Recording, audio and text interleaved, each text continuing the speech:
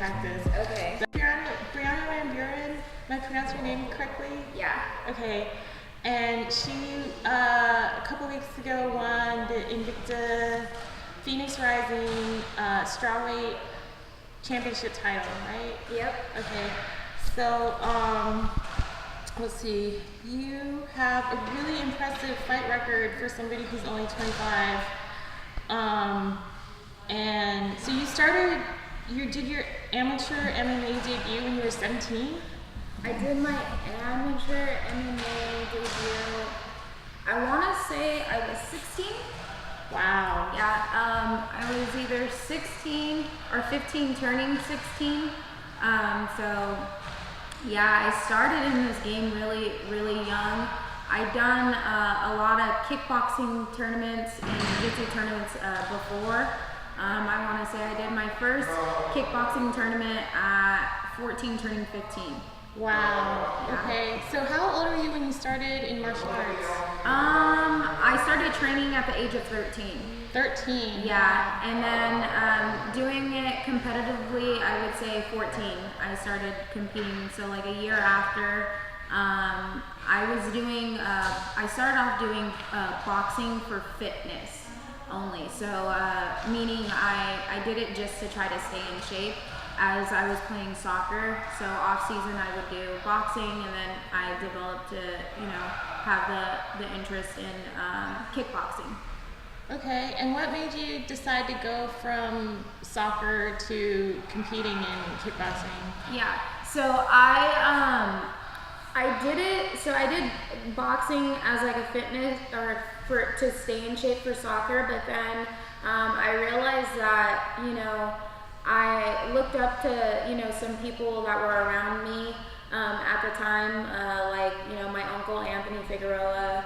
And seeing him go to training and him compete. He was fighting for Strikeforce at the time. They were here at the SAP Center, and going to those fights and watching him fight on TV. I think it kind of like motivated me to transition my interest into kickboxing. So how old were you when you were going to watch your uncle fight? I was young. I was like 14, 15. Yeah, I was young. I was still young. I was in high school. Wow. Were there, so that was like before there was a lot of women in MMA, right? Like that was pre the Ronda Rousey and all that. So. Yeah. I think at the time it was the popular names at the time were like Gina Carano. Was it Misha Tate? Was she around? Misha Tate, yeah. Jermaine Durandamy, who else was it? Chris Cyborg, right. Those girls, they were all around, but still MMA was, for women's, I think it was just getting started. Right. So at that time, did it seem like a viable career to you at that time? What's crazy was like I still have journals of me writing and basically saying like to myself like in these journals like I'm gonna be a world champion and I'm gonna be the UFC champion, and looking back I think it was pretty funny that I kind of had that goal, but at the time I didn't know if it was I didn't know if it was that serious, but I guess you can say it is now. Right, that's awesome, that's amazing. And you really seem like you've kept that focus, and you are a champion already in Invicta. Yeah. So that's amazing. So is that what you think is next for you? Are you going to try to drop down to atomweight and be the two-strap champ? Yeah. Yeah. So, as far as dropping down in 105s, we'll see. It is definitely an interest. Anthony had, which is my head coach, he did talk about, instead of dropping down, why don't you go up to 25s and, I don't know. I have a lot of options, but I don't know. We'll see. Do you fight pretty close to your natural weight right now? For the most part, yeah. I think, actually, I like to consider myself as a pretty solid 115er. So either dropping down or going up would be easy. Yeah, I think either way. I think let me re-say that. I don't think it would be easy. Right. But it would be doable. Yeah, it'll definitely be doable. I think going down to 105s, I would definitely have a challenge, but I'm always willing to take some challenges. Nice. Yeah. So. And going up, I mean, if you pretty much walked through all of your opponents where you were at, so it doesn't seem like, with the weight cutting being such a health thing, you have the option to go up, so that seems really great. Yeah, I don't think I would have the issue as far as if I were to go up to 25s. I don't think I would have so much of an issue, making 25s, seeing that, I am a 115er, but yeah, you never know. Yeah. And then, so your main coach, Anthony, that's your uncle? Yeah. Oh, that's amazing. So do you want to talk a little bit about that relationship, or? Yeah, so Anthony, he's my uncle. He's also a father figure, somebody who I looked up to, in my early childhood of, life.